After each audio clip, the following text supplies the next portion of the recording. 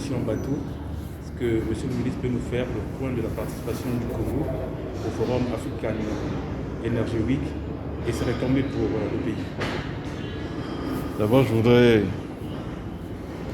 remercier les organisateurs de cette grande réunion. C'est une première en Afrique, une réunion sur l'énergie, une réunion qui se tient en Afrique. Il y a beaucoup de réunions qui se sont tenues ici dans cette ville et qui se tiennent ailleurs, sur le pétrole et parfois sur le pétrole et le gaz, sur les hydrocarbures. Une des spécificités de cette réunion, c'est qu'elle concerne l'énergie dans sa globalité. Surtout que nous parlons de plus en plus de transition énergétique. Il était bon en effet que nous ayons un forum, une conférence qui traite de l'ensemble du sujet.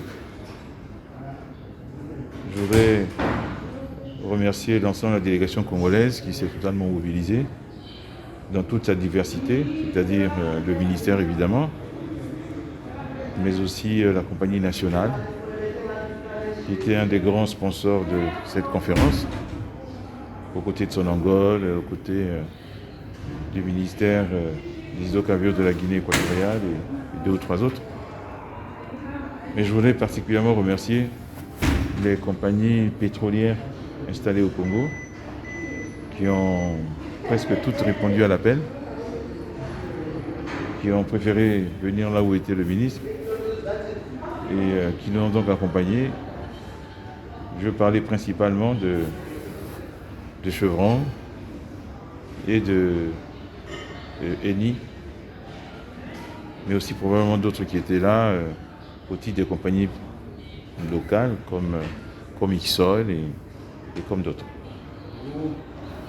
Ce forum se tient au moment où à Glasgow il y a la COP 26, au cours de laquelle le sujet des énergies fossiles est visiblement un des grands thèmes entre ceux qui estiment que nous devrions arrêter de produire des énergies fossiles si nous voulons atteindre les objectifs de réduction de la température et de limitation de son augmentation à 1,5 degré, entre ceux qui pensent comme nous, pays producteurs, compagnies pétrolières, OPEP+, que sans les énergies fossiles, nous ne pourrons pas répondre aux besoins en énergie du monde, que ce soit les besoins liés à la croissance économique ou les besoins des populations, ce que nous appelons lutter contre la pauvreté énergétique. Les chiffres indiquent que 600 millions d'Africains n'ont pas accès à l'énergie propre et moderne, et 900 millions d'Africains n'ont pas accès au gaz liquide. Et donc nous ne pouvons pas aujourd'hui clairement répondre à cette demande à la fois de croissance et de développement et des populations uniquement avec des énergies renouvelables. Tous les chiffres l'indiquent clairement. Donc, nous n'avons pas d'autre choix que de continuer à produire des énergies fossiles. La question, ce n'est pas d'arrêter de les produire, mais c'est de les produire de façon à ce qu'ils ne produisent pas de carbone en excédent. Et nous avons les technologies aujourd'hui. La séquestration de carbone, la production de biocarburants, la capture de carbone. Plusieurs moyens permettent aujourd'hui de réduire l'empreinte carbone des énergies fossiles. Parmi ces énergies fossiles, il y a le gaz, qui lui est pratiquement une énergie propre. C'est pourquoi nous faisons de plus en plus la promotion de l'utilisation du gaz, la promotion de la production de gaz. Le Congo est aujourd'hui à l'avant-garde de ce message et va montrer l'exemple en lançant un très grand projet gaz dès le mois de décembre, dès le mois prochain.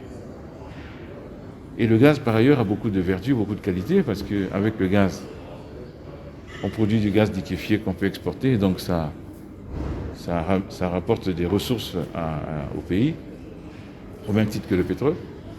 Avec le gaz, on peut produire l'électricité, et ça, c'est bénéfique pour l'économie, pour les populations, pour leur bien-être.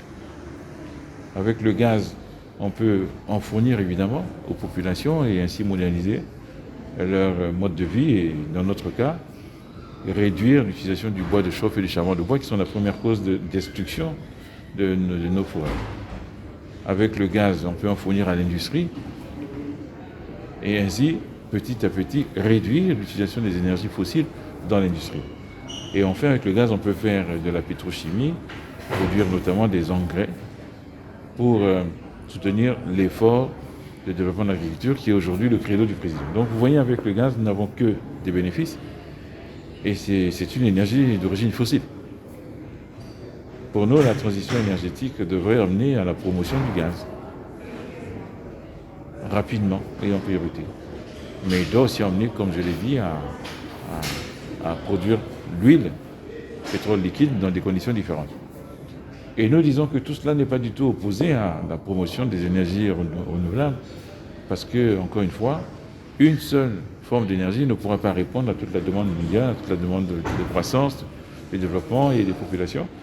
Et donc on parle de plus en plus d'un mix énergétique dans lequel il y aura encore des énergies fossiles, mais à faible émission de carbone, voire neutres en carbone, et il y aura les énergies dites renouvelables. Et c'est ce mix-là que nous devons construire avec des pourcentages qui dépendront de chaque pays, qui dépendront des situations.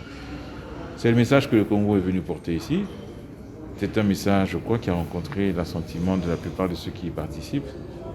Et je suis heureux que le Congo ait pu faire cette prestation pendant cette conférence. Les retombées pour le pays, écoutez, dans ce genre de conférence, il y a le côté court et le côté jardin. Il y a le côté officiel avec les grandes déclarations, les grandes rencontres, les panels, les messages. Et puis il y a toutes les rencontres B2B comme on dit. Et je crois que la moisson a été extrêmement importante. Beaucoup de partenaires nous ont approchés, beaucoup de sociétés, beaucoup d'institutions. Et je crois que nous devrions pouvoir, dans les jours qui viennent, voir tous ces contacts se traduire en projets concrets, puisque certains de ces entretiens étaient extrêmement concrets. Et si ce sont des projets concrets, c'est évidemment bénéfique directement pour les populations, pour le pays. Donc on peut se réjouir de notre participation ici. Je voulais quand même signaler qu'en même temps que nous sommes ici, nous avons envoyé une délégation conjointe ministère et SNPC à Dubaï, où se tient une autre conférence plus conventionnelle, plus habituelle, qui s'appelle Africa Oil Week. Et quand on dit oil, c'est le pétrole. Donc là-bas, c'est vraiment le focus sur le pétrole, sur la promotion des zones libres, sur les nouveaux textes sur lesquels nous travaillons aujourd'hui, code des hydrocarbures, mais surtout code gazier. Mais ici, il y avait un champ d'application beaucoup plus large et nous avons choisi de venir ici.